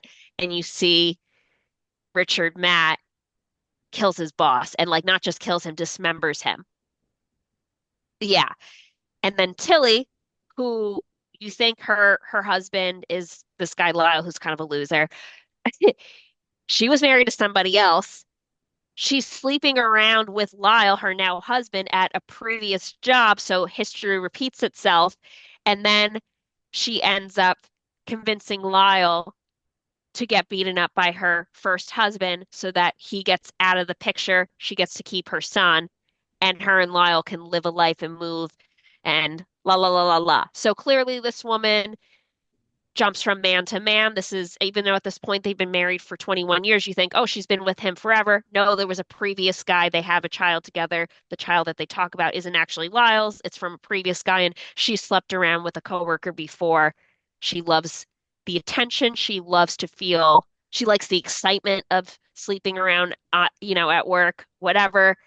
And that's how episode 6 ends. I'm now up to episode 7, and you see Tilly finding out that both of them escaped, and she's like, "Oh shoot, like they actually did it without me." And Lyle's like, "Oh, let's hear about it on the radio." She's like, "No, we don't need to hear about this. I'm sure it's not a big deal." And that's it. And she's trying to avoid, and I will finish it hopefully by tomorrow. But I'm enjoying it. It's good. I know based on the story itself, they get found after 3 weeks. It's a 3-week chase. And I know that Richard Matt actually ends up getting shot and dies. David Sweat gets shot, but he gets taken back into custody and he's in another high security prison where he will remain the rest of his life. And Tilly is pretty much responsible for assisting them with the tools. So therefore, she's being in the beginning actually questioned by Bonnie Hunt, who plays someone with the federal government who's questioning her in the first episode. And she's completely lying, like I've never slept with these guys, etc., which is not true. And yeah, so she gets sent to prison for, well, sentenced for 7 years, but apparently was let go and released in 2020 after 4 years for good behavior. So this is the story of Dannemora. Apparently, it's the first time people escaped a high security prison in over 80 years. True story. That's wild. It reminds me of Shawshank Redemption, Correct. Which which is not a true story. which is not a true story and came out 94. 30 years before. Time of Um, movies. Year yeah. of movies, really. Well, that's when the movie came out, but the book came out even before that. The book was it's Correct. Rita Hayworth Stephen and the King. Shawshank Redemption is one of the 4 books in different seasons, Hmm. which also had Apt Pupil and The Body, which was Stand By Me. Um, My favorite movie. yeah, it's a good movie.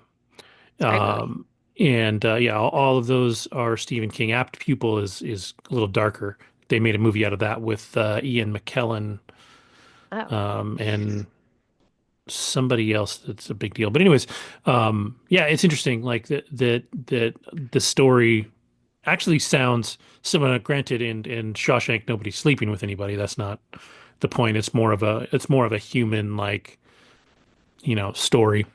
sure. These guys are definitely bad But guys. they're actually, yeah, I was gonna say they're actually like good guys though in the Shawshank Redemption, whereas Yeah, here yeah, they're bad people. yeah. They're horrible people. But again, fascinating to watch. It's based on a true story. I remember this boring town of Dannemora that this attractive guy talked about. I'm known for living in the town with the high security prison. And I just that as soon as that came up in 2018, I was like, I remember this town that this guy talked about because that's all like he was basically, it's like you live in the middle of nowhere. Oh, and there's this high security prison. Oh, crap. And there was a true story about something that happened 3 years ago with two inmates that escaped. So that kind of caught my interest based on knowing and hearing about this from college. It's a solid cast too. Like Benicio del Toro is always awesome. Paul Dano Yeah, is every time I see him, he's a little better than he was before. Patricia totally. Arquette, I've loved since forever. Like I love Patricia Yeah. Arquette, Bonnie Hunt, David Morse is awesome. Hmm. Eric Lang. Yeah, it's definitely a solid cast. Like it's and I think it may have been up for some Emmys at some point too. Yeah. It And was the nominated for 12 Emmys, I guess. And Rotten Yeah. Tomatoes, it's pretty like Yeah. parallel in terms of just, I think it was like high 80s, low 90s for both of them. Yeah. And it's a Good 7.9 on ratings. IMDb. So like that's It's higher than a solid. lot of shows get. So that tells me it's pretty solid. So Yeah, it's not the most like captivating, to be honest with you. Like there's some slow scenes where I'm like, I can wash dishes and watch this because it's just a lot of dialogue, but it's more just the fact that it's a real story and they make Patricia Arquette look like really yeah, trashy I and was look looking at some of them pictures. just, She looks pretty raggedy. oh my Uh, God, like she seriously like the way they do her makeup and you see like the pictures like online of how Tilly looks like in real life too. Like they make her look so it just yeah, that and her acting too is just like wow, that she did a great job. yeah. She looks like an absolute mess. Absolute mess. She definitely had to put on weight for this film, but just so like even just her teeth are kind of gross. It's like really these guys want to hook up with her, but she was so desperate and attention seeking and I mean like they talk about it like this isn't the first case, right? Like how many times have they taught or you seen in the news, oh, like a female that worked in prison like fell in love with an inmate. This Yeah. is a perfect scenario and this is a real life story that led to Well, inmates escaping. and it's exactly why they don't want that to happen. Like, Right. And she yeah. was their boss. She was their boss technically, both of them. And she was incredibly infatuated with Paul Dano's character. And then like over time, Benicio del Toro's character, Richard Matt, like she was like, all right, I like this guy too. And same thing. Like a few months later, he's hooking up with her in the back room, machine room as well. Same way. It's just really funny. And it's like clearly these guys would normally not be into someone like her, but she gave them access to tools that they need in order to escape. And I mean, I think she was gullible enough to be like, "Oh, I'm gonna flee my husband and go to Mexico with them," but she ends up like not going with that plan. She freaks out. But it just shows how like patterns repeat themselves. She hooks up with someone at work because she loves the thrill and is not happy in her current relationship, which is more just her own doing at this point, as you come to find. So yeah, but good series. I'm excited to to complete it and see how well. I know how it ends just based on doing my own research, but how they showcase the ending and yeah, so pretty brutal, but good true story that took place, within the past 10 years Yeah. and is now streaming on Netflix. That definitely helps. Everybody has Netflix at this point. Yeah, So, for sure. They're making it more widely available since Showtime, I yeah. think, now has to have its own It doesn't subscription. anymore. So Showtime is actually, if you Really? have Paramount Plus, you also have Showtime. So that Oh, stuff is that's kind of right. merged That's together, right. which is a big deal because this month in February, a show comes, Yellow Jackets comes back, and Yellow Jackets is friggin' awesome. If you have Which Paramount is Plus, also now on Netflix. the first two seasons, I think, yeah, are First on two Netflix. seasons. Yeah. Yeah, Hmm. that one's good, and it's our little friend Ella Purnell. Is in that a little bit, but it's that show's dark, good. So yeah, definitely check that stuff out. Definitely, if Escape at Dannemora is on Netflix, and give it a shot. Sounds like it's a winner from your review, from Rotten Tomatoes, Yep. from IMDb, from the It's Emmys. good. Like, give it a watch. Yeah. So, It's solid. all right. Well, I don't have anything else. I don't think Andrew has anything else.